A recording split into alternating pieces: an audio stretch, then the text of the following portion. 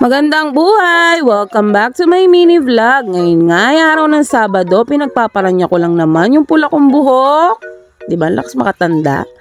Pero ito yung naisip ko na ulam ngayon. Bumili ako ng manok worth 120 pesos at pinainit ko na rin yan. Pinakuluan ko sa suka, bawang, paminta, and many more. At pasensya na kayo sa itsura ng first floor namin ha.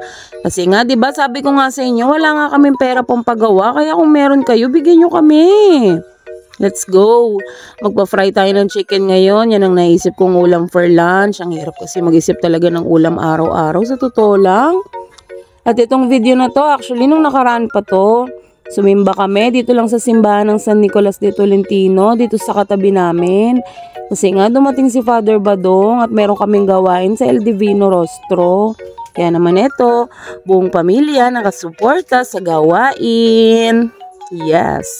Kaya nga 'di ba palagi ko kayong pinapaalalahanan na magtiwala kayo sa Panginoon at magdasal. Kasi talagang pinapatotoo ko yan. Hindi yan dahil sa sinasabi ko lang. Pero kasi deboto talaga kami ng Nazareno. Actually ako bago pa lang. Pero sobrang saya ng puso ko kapag naglilingkod kami ng ganito.